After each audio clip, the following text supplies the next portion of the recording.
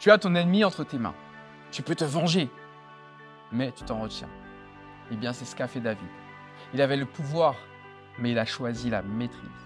Et ici, la vraie force était de ne pas suivre nos impulsions. Viens voir comment l'esprit t'équipe pour garder ton calme et ton appel.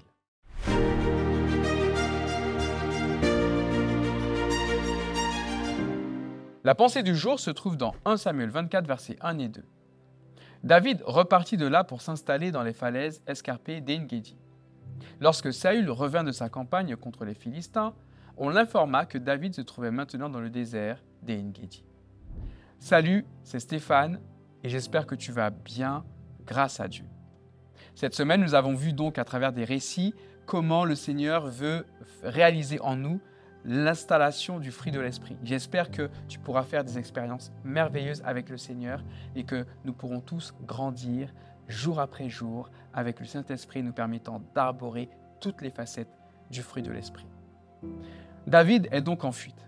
Traqué par le roi Saül, jaloux et déterminé à le tuer, il vit dans les montagnes et les grottes avec ses hommes. Un jour, Saül entre seul dans la grotte où David et ses compagnons sont justement cachés. C'est une occasion rêvée, tuer son ennemi et mettre fin à des années de souffrance. Les hommes de David y voient la main de Dieu. « Voici le jour que l'Éternel t'a annoncé », disent-ils en chœur. Mais David, au lieu de frapper, se contente de couper un pan du manteau de Saül. Même ce geste le trouble car il touche à loin de Dieu. Il retient ses hommes et laisse Saül partir. Puis, à distance, David interpelle respectueusement Saül, lui prouvant qu'il n'a aucun désir de lui faire du mal. Il choisit de ne pas se venger, de ne pas prendre par la force ce que Dieu lui a promis, c'est-à-dire la royauté. La maîtrise de soi, c'est donc l'art de se retenir quand tout pousse à agir selon nos désirs ou nos émotions. David aurait pu justifier son geste par la souffrance, par l'injustice, par l'opportunité.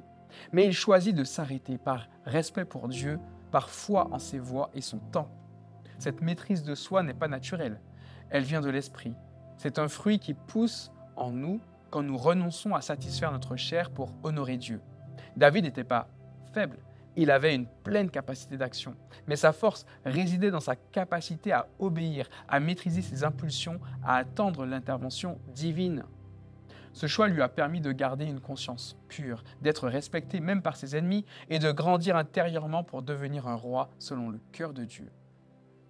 Tu es peut-être souvent confronté à des situations où la tentation de réagir sur le vif est forte. Un mot blessant te vient aux lèvres, une pulsion d'agir sans réfléchir te presse, l'idée d'un raccourci facile ou même d'une petite vengeance se glisse dans ton esprit. Dans ces moments, tout en toi crie pour une réponse immédiate. Mais la maîtrise de soi, fruit de l'esprit, t'invite à emprunter un chemin différent, un chemin de recul, de prière, de discernement et de sagesse.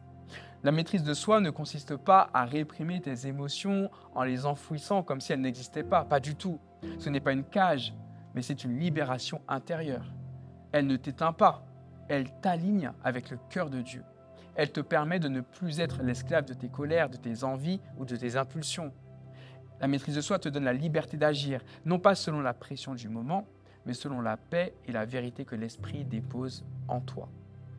Quand tu choisis donc de garder ton calme là où tout le monde s'emporte, quand tu réponds avec dignité au lieu d'exploser, quand tu renonces à une victoire immédiate pour honorer Dieu dans le silence, tu poses un acte fort.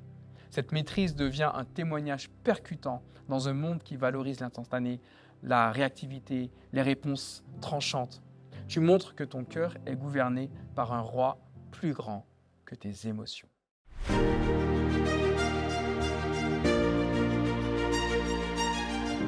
Aujourd'hui, identifie une situation où tu sais que tu es tenté de réagir de manière naturelle.